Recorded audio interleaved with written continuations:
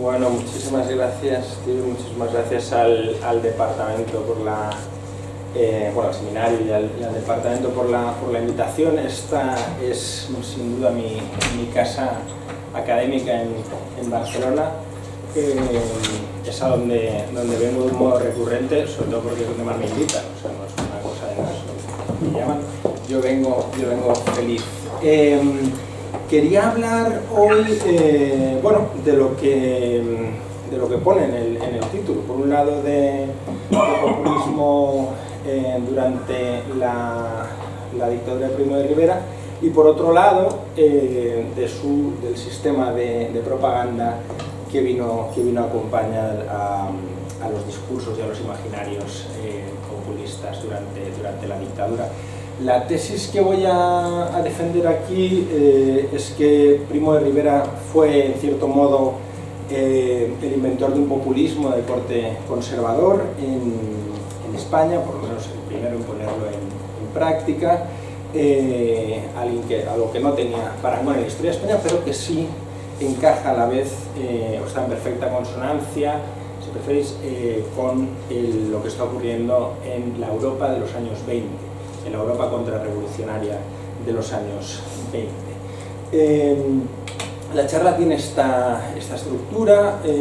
Brevemente quería hablar de la lógica del populismo, después de los discursos imaginarios populistas que se generan durante la dictadura. En una tercera parte me voy a centrar en los medios y en los métodos de la propaganda primorriverista, y en la última parte, de un modo siempre más tentativo, quería un poco hablar del impacto de la propaganda primorriverista en la población, la parte más compleja siempre de medios. Lo primero de todo es quizás señalar que, como en el resto de las dictaduras europeas de los años 20, como en el caso de Polonia, o en el caso de Hungría, o en el caso después de Yugoslavia, seguro en el caso italiano, estas dictaduras tuvieron un problema de legitimidad desde un principio, porque las legitimidades tradicionales, las legitimidades de las que nos hablaba Max Weber, ¿no? Como la monárquica, la religiosa, pues obviamente no fueron suficientes para legitimar estos regímenes políticos, que por otro lado carecían del otro tipo de legitimidad, obviamente la parlamentaria, de tal modo que en todos estos países lo que se genera es el intento de construir un aura carismática de los dictadores para de ese modo justificar su dictadura. Hay que crear la figura de un caudillo, en algunos casos militar, en otros no, que es el que va a regenerar a la nación, es el que va a liderar el proceso de regeneración nacional. Y en el caso de Primo de Rivera va a ser además por petición del pueblo. En el caso de Primo, lo que encontramos es que se combina una legitimidad tradicional en el sentido de la monarquía, del apoyo que le da Alfonso XIII, pero que aún así necesita de esa legitimidad carismática para acabar de construir un proceso que justifique ese régimen de excepción permanente que es la dictadura de Primo de Rivera. Obviamente la parlamentaria no está aquí tampoco. Y todo se justifica, o casi toda la aura carismática y la legitimidad se intenta justificar con uno de los principales argumentos esgrimidos por el marqués de Estella para perpetuar la dictadura. Y el argumento es: el pueblo español quiere que sea dictador. El pueblo sano, esto también es importante, ya lo dice en el manifiesto del 13 de septiembre, define el golpe de Estado como un acto que el pueblo sano demanda e impone. Es decir, legitimidad popular, legitimidad del pueblo, que durante toda la dictadura se va a repetir constantemente. y se va a repetir hasta el final. Hay un comunicado oficial, una nota oficiosa del último día de diciembre del año 29, en el cual, con el régimen de una crisis abierta, el cual dice literalmente que se queda porque la dictadura se manifiesta, cito, firme y prestigiosa por la fuerza moral y por el decidido apoyo del pueblo. Es constante. Es el pueblo quien en el último término, no la monarquía, es el pueblo el que en el último término justifica su dictadura. Más allá de la lógica, o junto a esta lógica, lo que se empieza a construir es una serie de discursos imaginarios populistas para intentar crear esta figura carismática.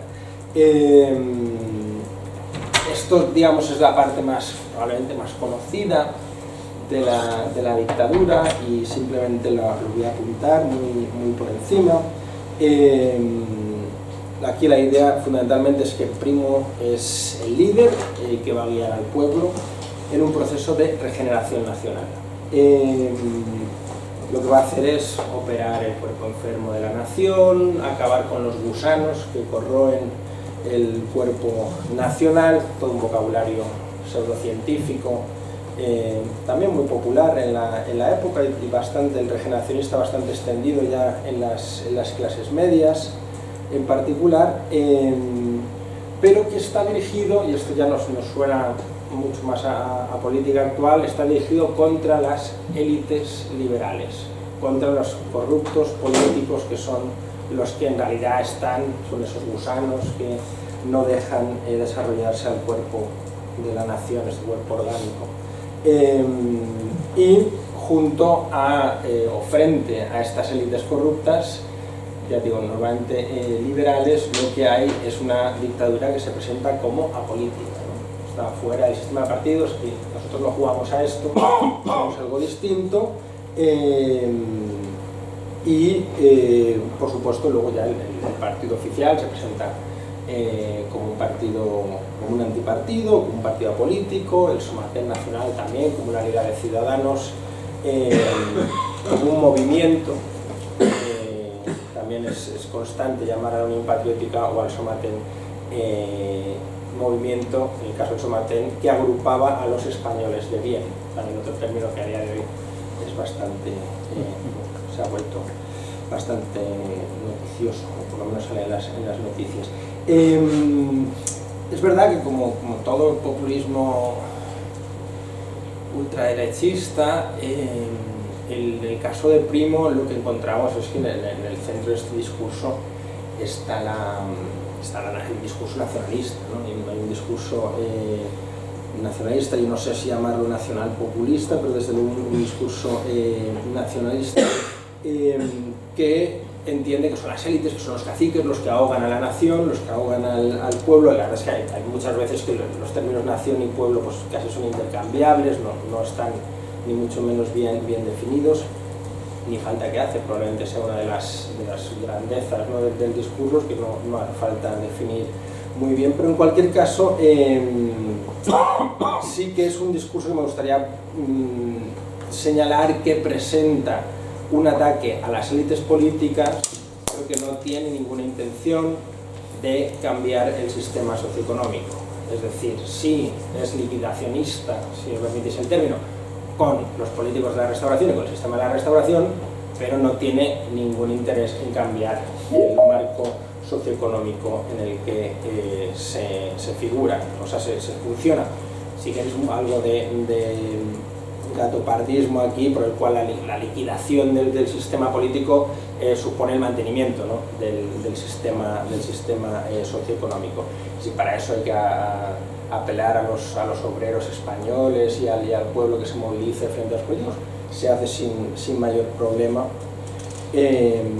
pero la idea es el uso de la nación, donde confluyen todas las clases sociales, para, digamos, difuminar el conflicto de clase en la idea de nación. Una de las primeras notas oficiosas de Primo le pedía a los obreros españoles, o sea, la nota se llama A los obreros españoles, y les pide que cito, por patriotismo aumenten su productividad y se alejen de los sindicatos. Entonces, sigo citando, podremos decir con fundamento que la regeneración la hemos iniciado el pueblo y el ejército juntos. La idea es muy clara, ¿no? Bueno, el ejército tiene que liderar, pero es el pueblo, y en este caso los obreros los que tienen que, alejándose de los sindicatos, uniéndose al movimiento de regeneración nacional, hacer el cambio. Luego hay una serie de cuestiones que, más allá del discurso y de estos imaginarios del Salvador nacional, podríamos denominar prácticas populistas, a falta de, en mi caso, creo, del mejor término. Y aquí simplemente me gustaría comentar tres aspectos. Uno es algo que realiza la dictadura desde el principio, que es fomentar las delaciones, es decir, que haya denuncias de caciques, y se hace en toda España, y con un éxito asombroso. Tal es el éxito que el ministro del Interior o el ministro de la Gobernación, o el subsecretario técnicamente, Severiano Martínez Anido, tiene que pedir a los gobernadores civiles que paren las delaciones porque se están llenando los juzgados, y si luego, como son acusaciones que además no tienen ni siquiera que ir firmadas por parte de quien delata, pues luego tienen un problema si el juez dice, pues este señor no ha cometido ningún delito.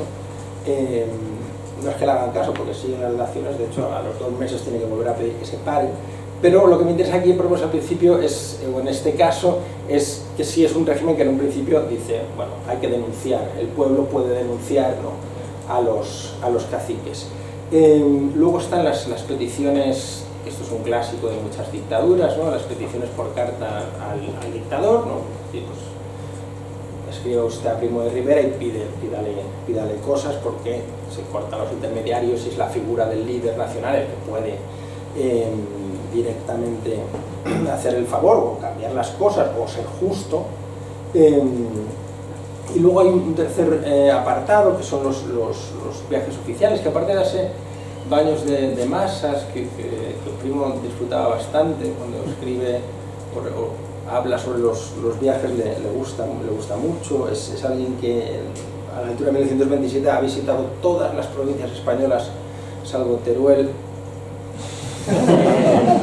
Huesca, Logroño, Soria y Burgos, pero ese verano se hace un tour para finalizar lo que le faltaba, y además, bueno, pues aparte de una campaña política continua, ¿no?, eso que se hablaba de Salvini, que estaba constantemente moviéndose, y de campaña política, bueno, él está constantemente con esto, pero lo importante es que cuando va a los sitios habla directamente, bueno, preparan grupos de gente con la cual hablar y les va prometiendo cosas. Pues si me queda una casa, se me ha derrumbado, un puente. Entonces lo que se fomenta aquí es la idea de el líder directamente habla con el pueblo pide, y luego pues el gobierno, bueno, el líder da lo que se ha pedido. Y en el Archivo Histórico Nacional, en Presidencia del Gobierno, estaba la Secretaría Auxiliar de Presidencia del Gobierno, lo que hay es bastantes papeles diciendo Primo ha dicho que consigáis esto y esto, Primo ha dicho que, entonces, bueno, simplemente por leeros uno de estos casos, es un viaje de Primo a Valencia y Barcelona en enero del 29, se deja claro que el deseo del dictador era que, cito, que todas aquellas solicitudes formuladas personalmente a los miembros del gobierno con ocasión de sus viajes o de ponerse en contacto con los ciudadanos sean estudiadas con todo detalle y tramitadas con rapidez. Claro, ¿no? Es la figura, el gobierno nos pide, pero es con los ciudadanos, ¿no? Aquí no hay intermediarios. Entonces se refuerza, ¿no?, digamos, esta imagen mesiánica del caudillo. Vale, esto en cuanto a lo de las prácticas. Vamos, si os parece, a la tercera parte de la charla, que es la de los medios y los modos propagandísticos.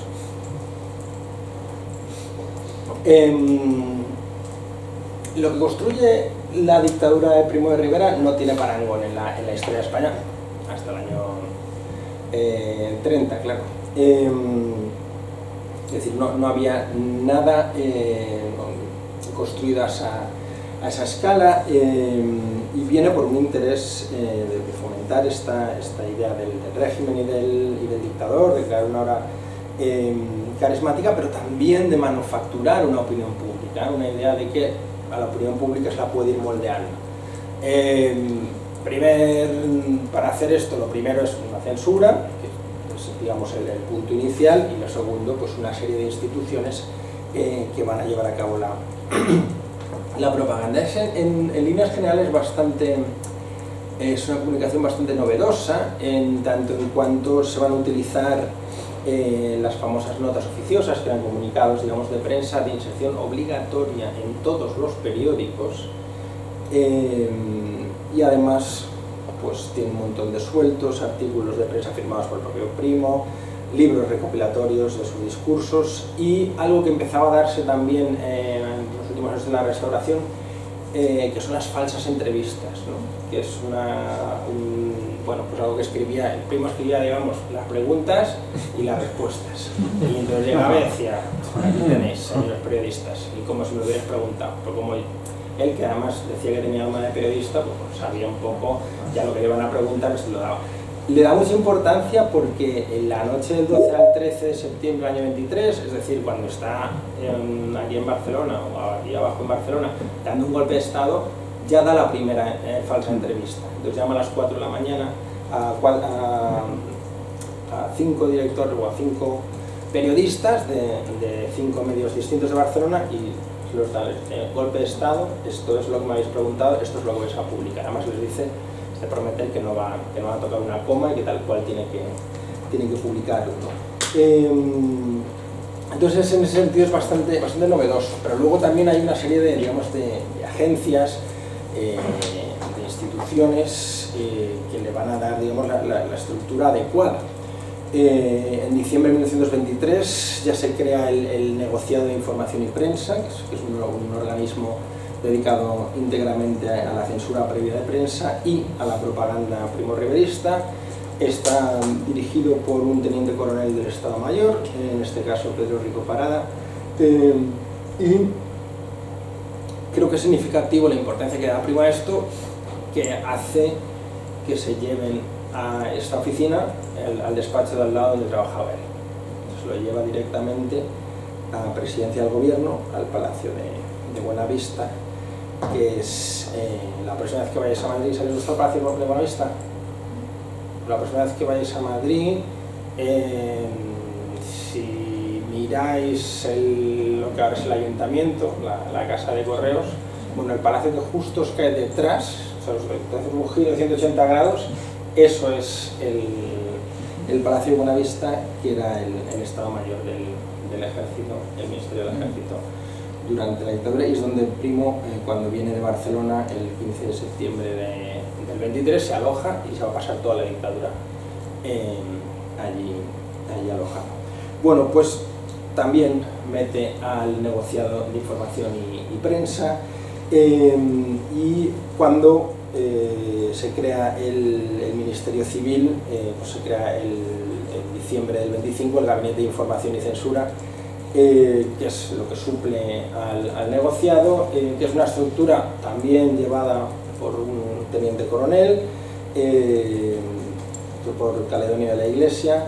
Como el caso de Rico Parada, son todos, y Máximo Cuervo, son todos militares, y son todos militares que acabarán luego en el franquismo, todos ellos. Y en el caso del Gabinete de Información y Censura ya tienen una estructura todavía mayor, también son ser militares, pero empiezan a meter civiles, esto es significativo, sigue estando en el mismo sitio, ahora hay casi 50 personas trabajando y sobre todo publicando los discursos y los escritos de Primo en sus múltiples formatos. Y Primo, por supuesto, sigue pasándose, interfiriendo, cogiendo los pliegos, diciendo esto se publica, esto no, porque parece que le gustaba intervenir eso, lo cual le daba todavía un grado adicional de arbitrariedad, ¿no? a lo que se censuraba y no se censuraba, porque las memorias de alguno de los censores. Bueno, este hombre llegaba aquí, cogía esto, decía que sí, otro día nos decía que no se podía publicar esto, al día siguiente que lo mismo se podía publicar, nos regañaba por haberle dejado publicar cosas sobre él que considera que no había que publicarse, luego por censurarle, porque este gabinete también censura al propio Primo, es decir, a veces dice, bueno, esto lo que ha dicho no está demasiado bien, vamos a censurarle, pero también Primo se enfada. Lo que sí me interesa es que la maquinaria va siendo bastante grande, que a la altura del año 25 se controlan unos 60 periódicos provinciales, y en octubre de 1925 también se crea La Nación, que es el diario oficial del régimen, al cual se va a llevar uno de estos tenientes coroneles del Estado Mayor a dirigir a Rico Parada inicialmente. Además, para fomentar más la propaganda, en 1928 se crea la Junta de Propaganda Patriótica y Ciudadana, que se dedica a publicar, entre otras cosas, pues ahí lo tenéis, libros del dictador. Es una sección realmente del Gabinete de Prensa y Censura. Está dirigida por Máximo Cuervo, que también era uno de los hombres de confianza de Primo de Rivera. También está dentro de esta secretaría de presidencia, y lo que hace es publicar en masa libros firmados por el dictador, sus ideólogos, pero lo interesante es cómo se distribuyen. Esto se mandan los libros publicados por esta junta, se mandan, esto creo que es importante, a todos los gobernadores civiles, que a su vez los tienen orden de distribuirlos entre las escuelas, las organizaciones culturales, los ayuntamientos, las bibliotecas, los cuarteles y las sedes de Unión Patriótica, ¿no? Que parece claro por eso.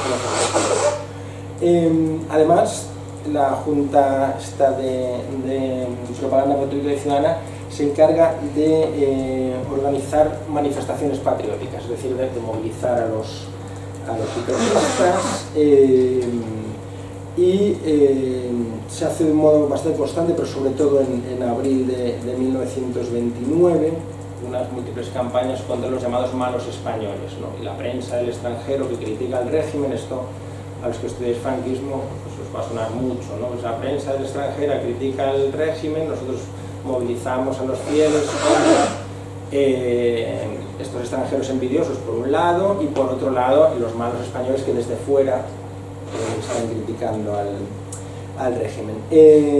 Bueno, ¿qué se hace? Se distribuyen muchísimos panfletos. Hay un informe del gobernador civil de Lugo que dice abiertamente, ¿no?, que todo esto de los panfletos que se distribuyen son una buena oportunidad para, cito, inundar la provincia de panfletos y hacer que los ciudadanos se traguen sus conceptos, ¿no? O sea, claro, no es muy sofisticado, pero es directo, ¿no? Además de esto, que es, digamos, lo que estaba ligado a presidencia, hay otras tres, digamos, agencias.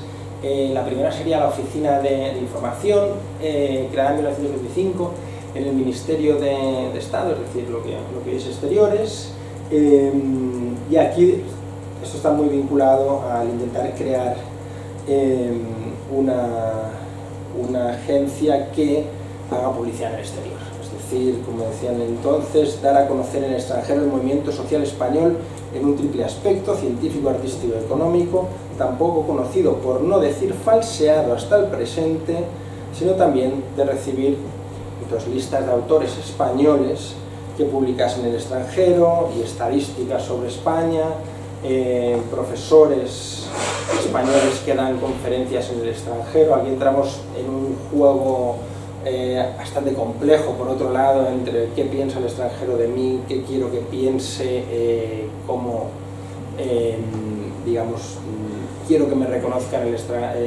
fuera. Los españoles reconocidos fuera pues están bien, lo dicen muchos de nosotros, y se empieza a entrar en un tipo de dinámica que es la que va a llevar a cabo sobre todo la agencia Plus Ultra, que es una agencia que se crea en Madrid, también con sede en París y otra sede luego en Buenos Aires en 1926, en la que me voy a detener brevemente, porque creo que es muy buen ejemplo de lo que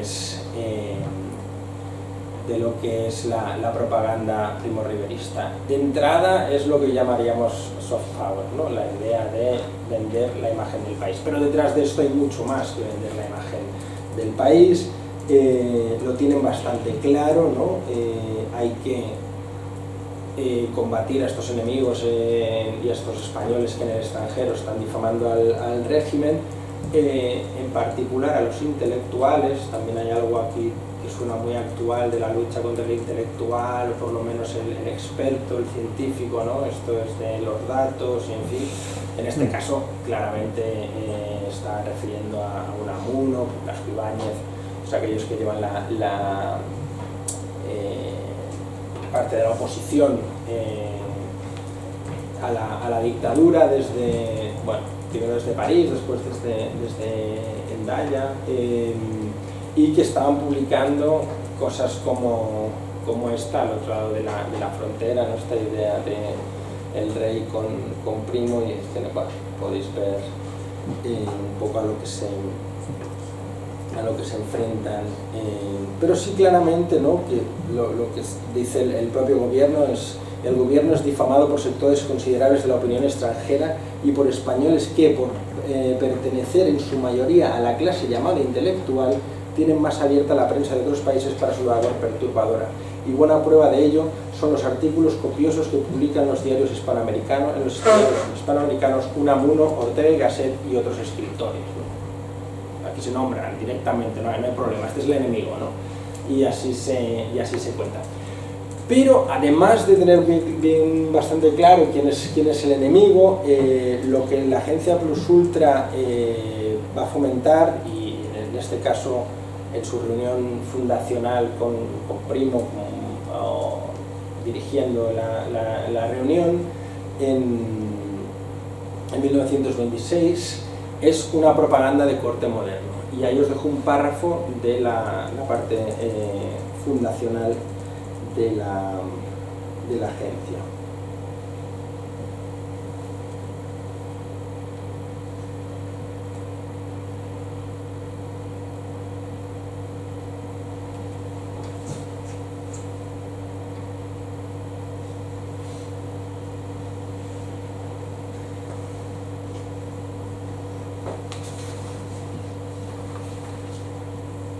Bueno, lo leéis desde atrás también, ¿no? Se puede leer. Bueno, ahí está todo, ¿no? O sea, que la modernidad tiene que ser más vivo, tiene que entrar en las casas, que me parece fundamental, y si hay que mentir, bueno, se miente. Entonces, me parece que es muy claro lo que hacen. ¿Cómo funcionan? ¿Cuáles son los resultados? Pues funcionan, ¿no? bastante bien. Empiezan, lo que se hace fundamentalmente es pagar a periódicos extranjeros para que hablen bien de España. Y os voy a poner simplemente hay varios casos, bueno, hay muchos casos, pero voy a poner simplemente el ejemplo del Times, que publica un número especial por 25.000 pesetas, pagados con los fondos reservados del Estado, sobre España, que esto, pues la modernidad, el gran país que es, escribe Primo, Carlos Sotelo, sus ministros, y da una imagen, pues esto de mucho le interesaba la monarquía, la dictadura, de un país moderno, ¿no? Con mapas de carreteras, ferrocarriles y demás, ¿no? Un poco el desarrollismo en los años 20. ¿Por qué nos interesa esto? Porque esto no es solo, está hecho para, esto no, dicho de otra manera, esto no va de lo que piensan los ingleses, esto va de lo que piensan los españoles en casa. Entonces, ¿qué se hace?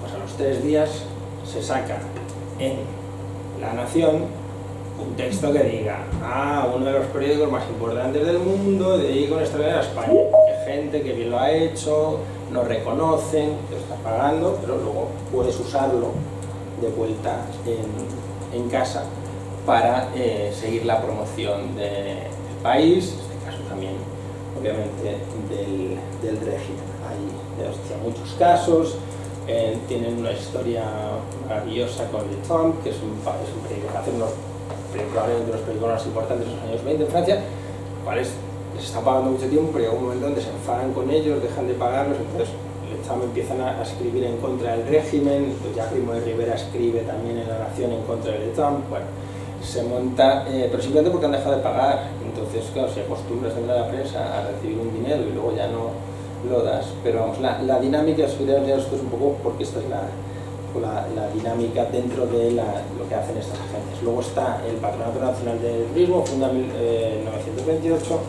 que ya, digamos, tiene otro tipo de objetivos y se distancian un poco.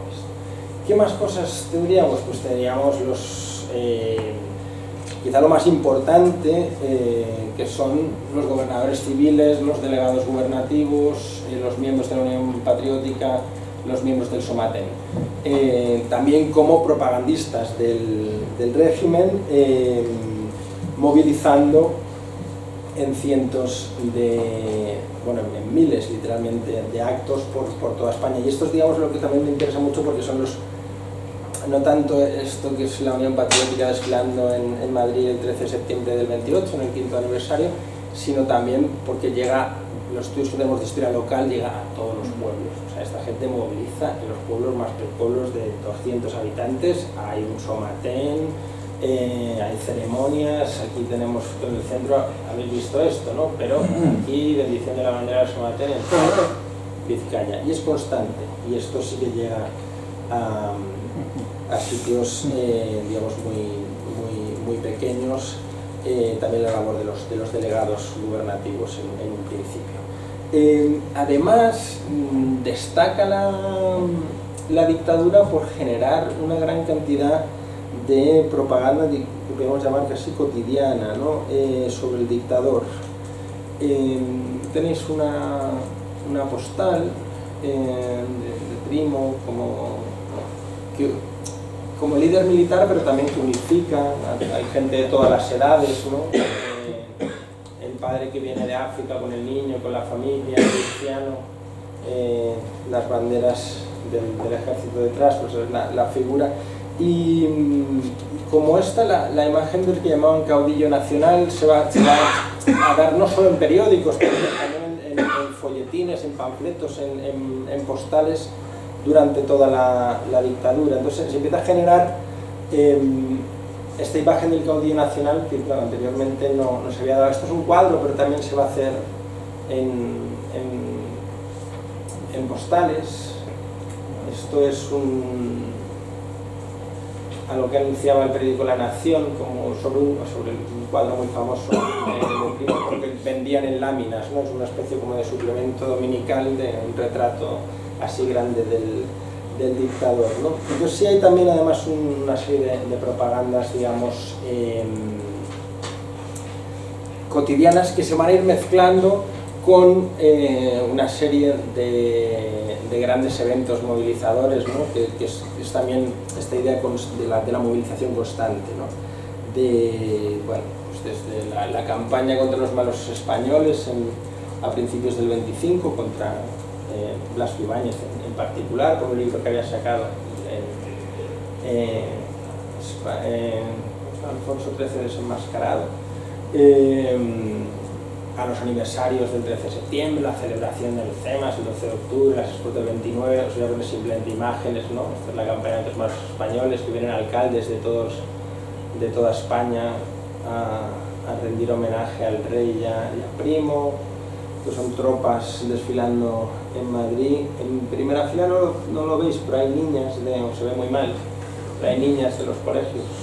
Es una idea interesante, ¿no? Llevar a los niños a primera, o a las niñas en este caso, a primera fila de un desfile militar.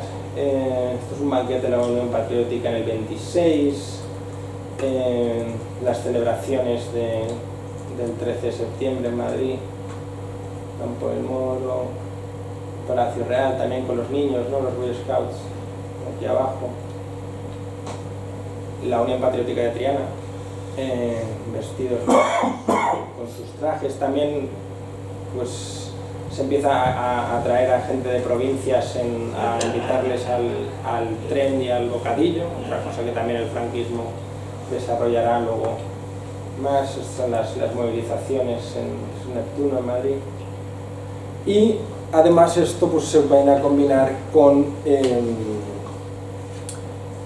quizá los nuevos medios de comunicación. No voy a entrar apenas en ello, pero sí hay un uso consciente, cuando menos, de la radio y el cine. No creo que tenga, por otro lado, mucho impacto, pero sí lo hay claramente, el uso de la radio y el cine en estos años, también con su censura, donde pues, Primo da algunos discursos. Están las radios móviles que tenéis a vuestra izquierda, y hay el fomento de bastantes documentales sonoros, alguno en YouTube si tenéis curiosidad por ver cómo hablaba Primo, pues que no tiene acento andaluz, por cierto, da un deje pero no tiene acento andaluz. En YouTube los tenéis ahí, algún discurso, y además veis también lo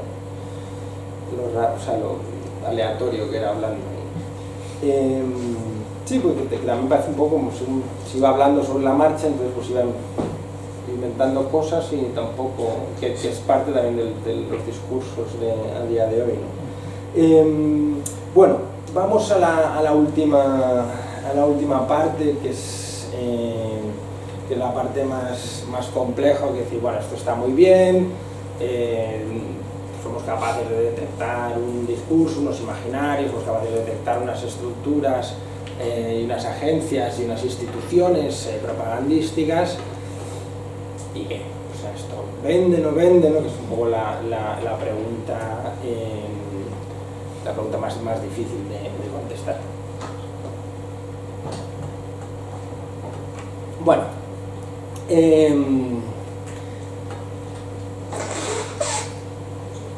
algo sabemos, no mucho, porque tampoco tenemos grandes historias sociales ni grandes ni pequeñas, de la dictadura, pero algo sabemos. Una de las maneras que sabemos, en las que sí parece que tuvo impacto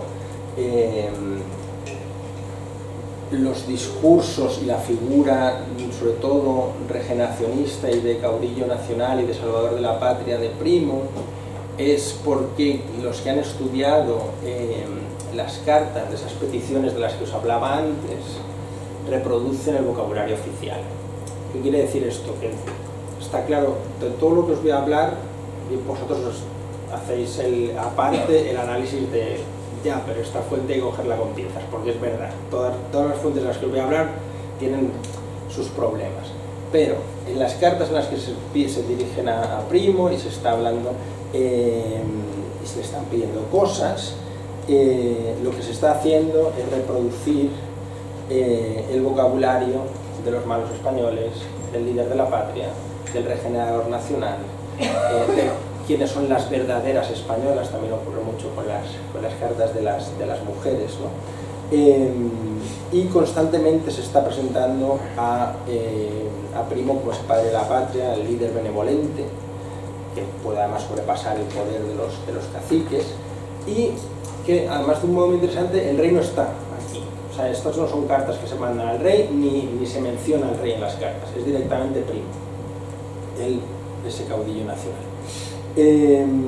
Entonces, aunque en estas cartas significan muchas cosas, pero está claro que la apropiación del lenguaje populista que está fomentando el directorio militar, sobre todo en los primeros años, sí quiere decir que el mensaje está calando. Mucho de este mensaje o este vocabulario regeneracionista ya estaba antes de Primo, antes del 23, pero el del caudillo nacional sobre todo menos, y sí parece que hay cierto reflejo.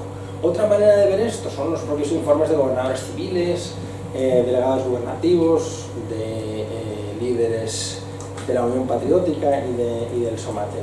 Y lo que nos da aquí, es verdad que son fuentes que coger con pinzas, con mucha precaución, es que hay un apoyo popular a la dictadura bastante elevado, y hay una movilización de fuerzas de la dictadura bastante altas hasta por lo menos 1929, y es bastante elevado. Los informes también de los diplomáticos, por ejemplo de las embajadas francesas e italianas, de nuevo, también nos hablan de un apoyo bastante claro por parte de la población. Hay uno muy interesante de Giuseppe Medici, el apellido dice mucho del cuerpo diplomático italiano, que dice que la dictadura cuenta, cito, con las simpatías de la mayoría de la nación, que, indiferente por atávicas tendencias del alma española a las luchas político-parlamentarias, se adapta hoy con espíritu receptivo a una duradera tranquilidad interna y a la difusa prosperidad económica que pocos años de gobierno fuerte han visiblemente asegurado al país. La embajada francesa está diciendo que en el 27, que es el año más plácido, que no pasa nada. ¿Qué ocurre? Que a partir del año 29, lo que parecía un apoyo, aunque fuera medianamente pasivo, empieza a desvanecerse. Y aquí ya podemos empezar a hablar de algo que me interesa un poco para cerrar, que es la calidad del apoyo que se pueda tener. ¿Qué le ocurre a la dictadura? Bueno, pues le ocurre que, es verdad, está movilizando, es verdad, tiene apoyo, es verdad, se reproduce su mensaje, pero en los momentos críticos ahí le falla la calidad del apoyo. Y la comparación aquí es con su amigo Benito Mussolini, que tenéis a los dos en noviembre del 23, que es fundamentalmente con la sublevación militar de Sánchez Guerra, que se produce en Ciudad Real, donde el Somatén y la Unión Patriótica se quedan en su casa, y quien tiene que derrotar la sublevación militar es el ejército. Y eso a Primo le supone una decepción tremenda, porque significa que no puede sacar a su partido y a su milicia a la calle a defender al régimen, porque no salen, que se han quedado en casa, y ha tenido que ser el de siempre, el ejército, el que acaba con la sublevación.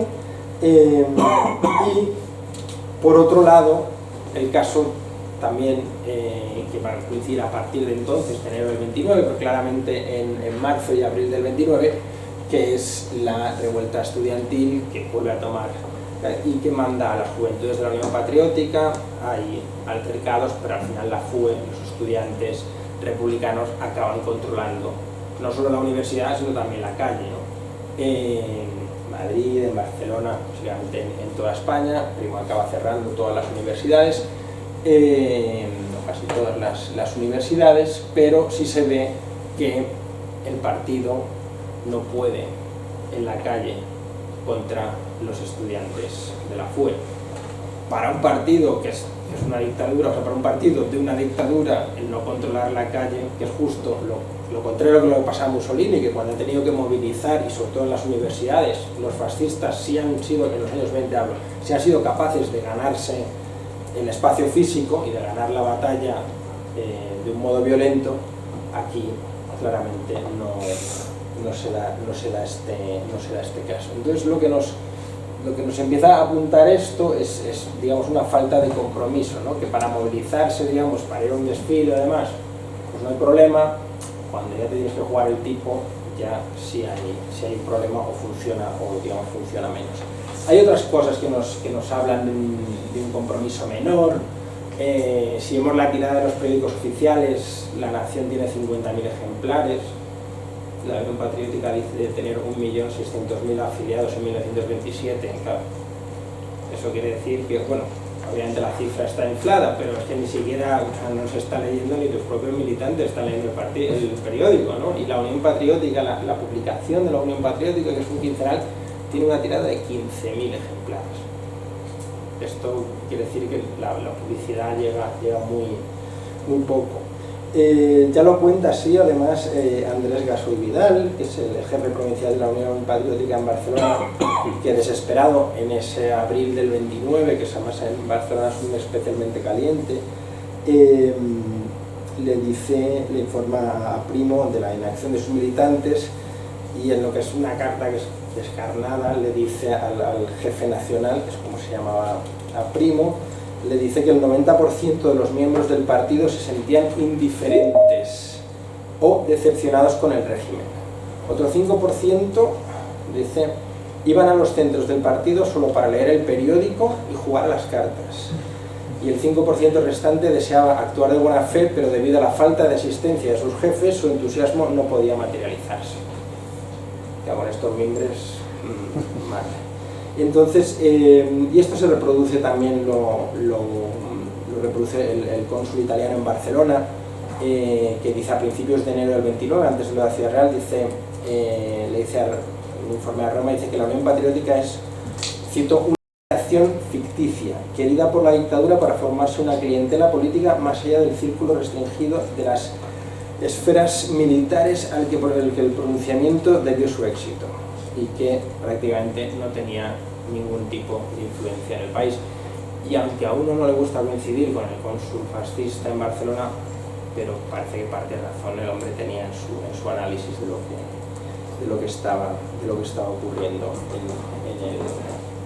con el régimen. Aquí, ya lo digo para terminar, lo que tenemos, digo lo uno con el principio, es esta idea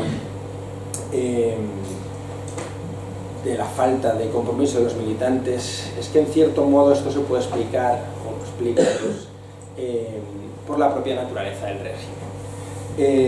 Los que estudian carisma y carismatización de los líderes nos cuentan que en los regímenes fascistas se había producido lo que llamaban en carismatización genuina, y se crea una comunidad carismática entre lo que suelen ser los primeros militantes del partido fascista, también entre los nazis, ¿no? Este tipo de militantes suelen ser pues, los primeros, los que han crecido con el líder, y los que han subido al poder, o han luchado, en muchos casos físicamente, para subir al poder, para llegar al poder.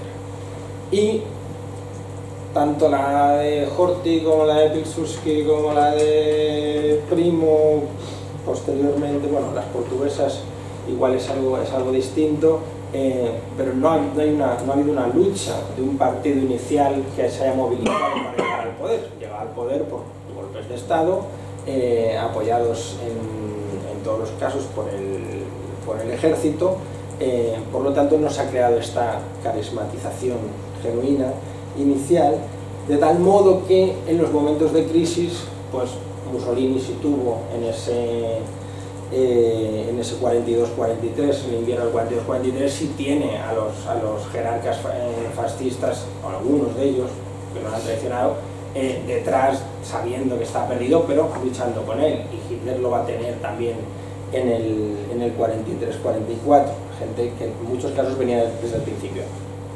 Es la propia naturaleza del régimen la que impide este tipo de carismatización, y se da una carismatización que es basada en lo que se llama el culto al líder, pero hasta ahí no deja de ser algo manufacturado que luego no puede movilizar en momentos de crisis. Y fundamentalmente es esto, o sea, las cuatro cosas, o tres cosas que quería contaros hoy era eso. Una, que la lógica populista del régimen es una lógica de legitimatización.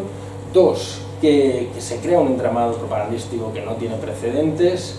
Y tres, que hay una movilización, yo creo que es muy alta, pero que el nivel de movilización no tiene que ver con el nivel, o no necesariamente tiene que ver con el nivel de compromiso político. ¿Eso es?